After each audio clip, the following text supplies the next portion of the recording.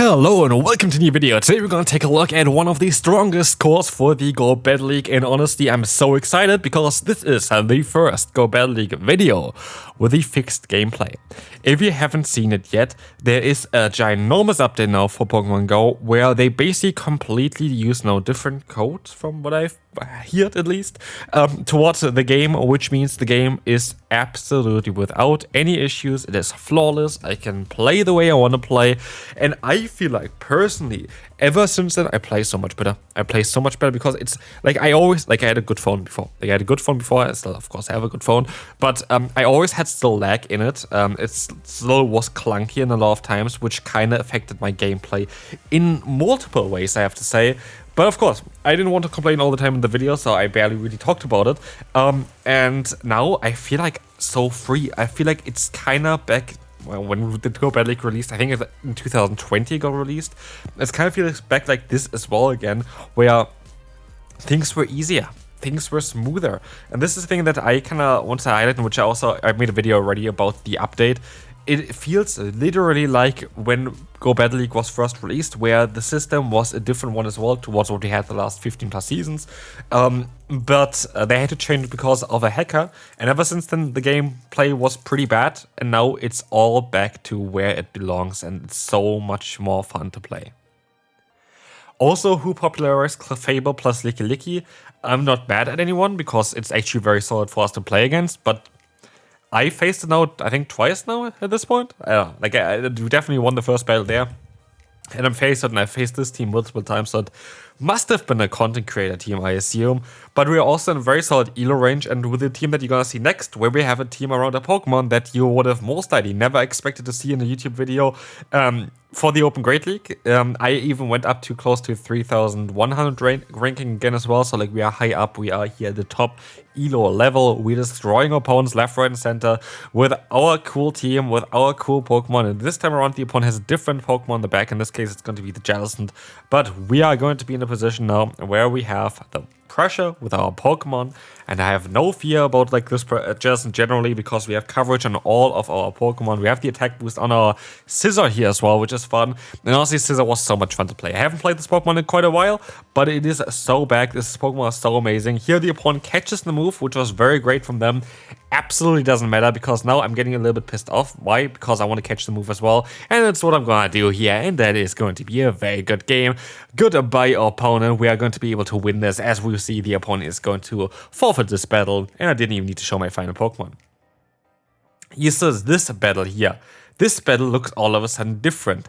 This was one battle, which is so weird. This is just literally this battle that had all of a sudden kind of the system in which Rocket Battles had for me.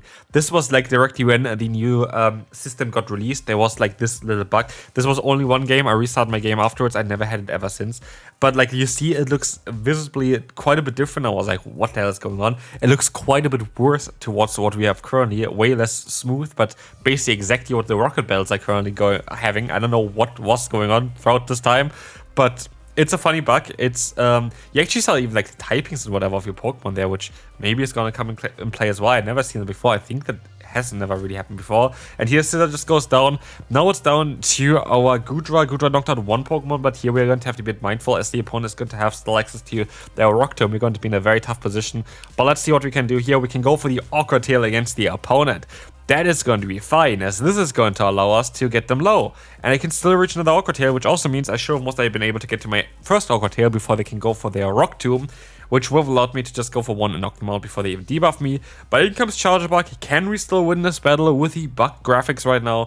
Now let's find out. We have the X's are coming through. I'll let the first move go, because I know I have to take one anyway, just to see on how much damage they do. And now we have perfect fast move timing here from the Goodra, getting off one Awkward Tail. This is perfect. You're gonna get a little bit of damage in, but we're debuffed, you have to remember. I have perfect timing here again for the next move. And now it depends on if I can still get to an Awkward Tail, and somehow I still managed to get there in time, knock them out with a last second win of Goodra here with 1 HP and a dream. But yeah, back to normal gameplay. This is how it's supposed to be looking. I have no idea why they changed all of a sudden in the middle of it. But we have Oh, a Gastrodon against us. I didn't even talk too much about the team yet because I'm so excited about the gameplay. Yeah, we have the lead of Scizor, we have the Save-Up of Goodra, and we have the Gastrodon in the back. Gastrodon is going to be very weak to Fairy-type Pokemon, which Scizor is going to be able to beat. The most common Fairy-type Pokemon is currently a Zumroll, where we have our Save-Up of Goodra to A, bait it out, and B, punish it with the Thunder Punch on this Pokemon. So there is a lot of strategy behind this team. It is an ABB style line at the end of the day, like, don't get me wrong, but there is a bit of thought process behind this team, and I wanted to just try out, which I said as well, I think in the video, like in the top team video from PvPoke, that I want to try out the Scizor Gastrodon core, because I feel like that is a cool core, and I just need to say something in between, and Goodra just fits in perfectly. It's the same Dragon type as we have, of course, have with our Gastrodon, but it's the Dragon type that I used previously in the team in order to bait out a Zumroll and punish a Zumroll, and it worked out super well for me, so that's why I have it here. And of course, this opponent has no chance anymore. While they were running a very similar team to ours just worked out better for ourselves, as the Jelson has absolutely not a single bit of play against our team generally, I would say, because yeah, we have coverage on all of our Pokemon, which is great because Jelson is the #1 Pokemon on PvPoke currently. I don't even have to shield here to win this battle, and so I could have even went for the Sludge Bomb just for the BM move, but we're just gonna finish up this battle here real quick and move on to the next opponent. I honestly hope you're all excited again. I would recommend you watch my video earlier. It was like more 20 minutes kind of talking about the update, but things are just so much better. Just so much better. It is such a different game we're playing. And like this team was fantastic. Here though, we have a bit of a problem against Annihilate. Fire-type Pokemon can be a bit tricky for this team. I have to admit this. This is definitely a little bit of an issue of this team. But it's only an issue if you are in a bad position with yourself. So like it's really much like really a lot here about the positioning of your Pokemon. For example, if I get all of this third matchup with a ton of energy, I would be kind of fine. But I see I'm not going to be able to get there. I'm forced to go for a charge move, and now I need to swap out now in order to get some energy on my other Pokemon that I can then utilize against the opponent's Annihilate, for example. And so I can take that here. I can take the Brick Break, which is actually really bad. I didn't really expect that on, and have the Arachnoid in the back. This was funnily the first battle that I did, and I did not expect to see an Arachnoid at all in the current meta, but apparently it's very good against Gastrodon, and so yeah. This battle is still going on for a while, because I'm still trying to fight back as much as I can, but I think you can trust me if I say that this is not going to go very well, because I would have really needed the Gastrodon to have play against the final Pokemon in order to have a chance of winning this battle. But I don't have that luxury, and that is fine. We will see here that they're going to slowly chip me down. I have no play here, and the opponent is just going to be able to win against me with 3 Pokemon left. And this was the first battle that I did, and I was like, does this team actually work out? Should I drop this team and try a different one?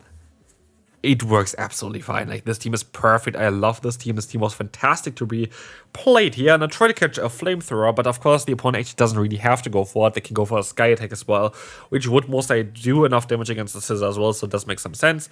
Bit more awkward for us in this scenario, but we can use a shield here.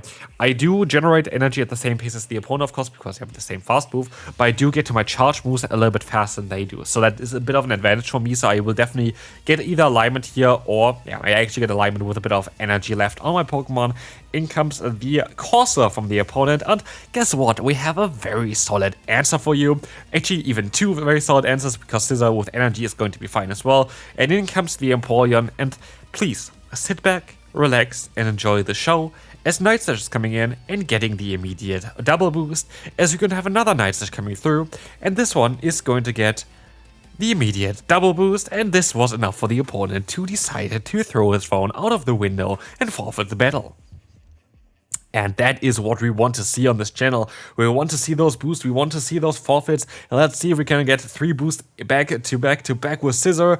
Yes, we can. And so Scizor is here to destroy everyone. And this is why this Pokemon is so busted, because we have so much potential with this Pokemon, as we have now the Night Slash coming in against the opponent Feraligatr. Feraligatr usually packs the charge move of Ice Beam, which means I kind of would like to stay in here and avoid this matchup as much as I can with my backline, as I don't really want to take a super effective hit there. While of course fast as well as the general coverage is resisted by our Gastrodon, I'd rather go ahead and stay in this matchup, especially with the double boost that we got earlier. Knock out the Feraligatr. In comes again the Jumpluff, as far as I remember. No, never mind, I'm absolutely wrong. It's going to be the Primeape, and now it's a Jumpluff. Great catch from the opponent. And now we're actually in a little bit of a tough spot, because what am I gonna do against the opponent's Pokemon now, against the opponent's Primeape? They have energy, like they're going to have access to a one-shotting charge move in the close combat against our other Pokemon, and they use a shield here. If they knock me out with one close combat here, I'm going to lose basically immediately. In comes the close combat, it doesn't knock me out, but they could have farmed me down maybe, and they would have one-shot my Gastrodon, but they didn't want to try, so good game. Okay, Pangoro is a funny matchup because it's actually good for Scizor in the 2 shields, but it's bad for Scizor in the 0 shield scenario. Like, it's such a good matchup for Scizor because of the fast move pressure they have there, but in comes the Drapion. I will take that because Drapion, I can get some damage in with my fast move, generating more energy on my lead as well at the same time, but also I can resist all the charge moves that they can go for with my Gastrodon. Like, of course, in theory, they would have access to charge moves like Fell Stinger, which absolutely does no damage, but it would be super effective, or charge moves like the Sludge Bomb, which would do some solid damage, but nobody is running this. Like, it's literally Orchid Tail Crunch everywhere in this specific meta. The main reason for this, there are quite a few ground type Pokemon available, and you need Orchid Tail and Crunch is the best stab move, so like makes sense. Goodbye there, by the way. In comes the Tentacruel, and again, I feel like I want to play very well today, and this is what I did basically throughout the entire video so far. So let's try to play this without trying to reveal our final Pokemon. Okay, Nice is coming in here. Totally fine for us. I'm just going to have to shield here now in order to keep my last Pokemon, yeah, safe from a reveal here, because I know I win this battle anyway. Like, Goodra is going to be able to knock out the opponent unless they have Blizzard, which nobody is going to run in the Great League right now. We're going to get the double attack boost again here as well, but of course, if we want to keep our last Pokemon hidden, let's catch the move on a 100 HP Pokemon. And so again, I just destroy opponents today left, right, and center, and it was basically one of my best gameplay that I had in this one and also in the next one, which kind of makes me believe it is actually just the game itself that was the issue. Like, honestly, like, I've played so much better now where the game was changed towards where it's easier, like more steady, which is such a funny thing. Speaking of that though, this is a battle, by the way, that you saw as well in the video earlier, not the full battle, you saw like a snippet out of it, but also on normal speed. Now you see it in a bit more sped up gameplay, but this was a very interesting battle. Let me tell you, this was one of the most interesting battles I have ever seen. Great catch from the opponent, of course, on the Ferrothorn. That is working out super well for them, but let's take a look here at what we can do. The Gastrodon is coming in. The Gastrodon is going to take the Thunder from the opponent, but we're gonna get again here the Diggersby in, and we're in a very bad position right now. I don't think we're gonna have a chance of winning this battle, at least at the current time. It's just missing the fantasy for myself that I could be able to win this one. We're kind of far behind. We're having the matchups that you don't want to have. We have still the shield disadvantage now against the opponent as well. Diggersby is going to be able to take this Brutal Swing. I think they still survive it. They do still survive it, and they knock out now my Goodra. So, like, I'm such in a bad position. And, yeah, speaking... Oh, they actually going to Undercharge. Okay. Yeah, Undercharge, you go to Ferrothorn. Not great timing for myself here. I thought that they're going to let the move go anyway, which they don't. Okay. I want to actually go for the charge move just in case they go for their own. I can farm them down. In comes Jellicent. Jellicent isn't bad. Jellicent is going to not enjoy this move especially, and Jellicent is going to be a Pokemon that we just break. So yeah, while it looked really bad, we actually win quite easily here now. So yeah, this team is fantastic. Honestly, this team is fantastic. I can't say anything else. Like, I would be lying if I say anything else. Like, this team is fantastic. The gameplay is just so much fun. Again, if you quit for Pokemon Go because of the game state, try it again. It is different. It hits just so different. It's so much fun to play right now. And I will make some more teams that are a bit more difficult to play, because I feel like now I'm more in a position where I can try to pull them off again. Because this is the thing, back in the day, my content was mainly actually to try to win with absolute silly Pokemon. And most of the times I was able to completely destroy legend people with that. But I couldn't really pull this off anymore, especially over the last few seasons. I also was like, okay, it's mostly the meta shifted, people just got better. I feel like it's just, honestly, like, again, you see the other video that's coming up that's gonna be with a very nice spice pick. Honestly, I do feel like it's just the game. Like, the game was letting everyone down, kinda, and it just caused frustration and inconsistencies, and nothing worked. And here we're 2 shields down, and the back there's going to be Altaria, and I do think we lost this battle already. But still, I'm honestly so excited for everything now moving forward with this game, because it looks like so much fun. I can't wait for the next regional, because the last one was a little bit of a pain with all the issues that we had there for EYC, but this seems to solve most of the issues. And honestly, like, this is is such a difference in the gameplay itself, and it's such nice refreshing feeling. And especially as well, if you've seen the blog post and if you've seen the video, there's more to come for PvP. Like, they say that this is basically what they needed in order to build more on top of PvP, and that's going to be exciting. And so yeah, we're gonna lose the final battle, but this is gonna be it for this one. Great team to run. Hope you enjoyed it, and I'll see you then. Bye bye. Follow for more, by the way. Thank you.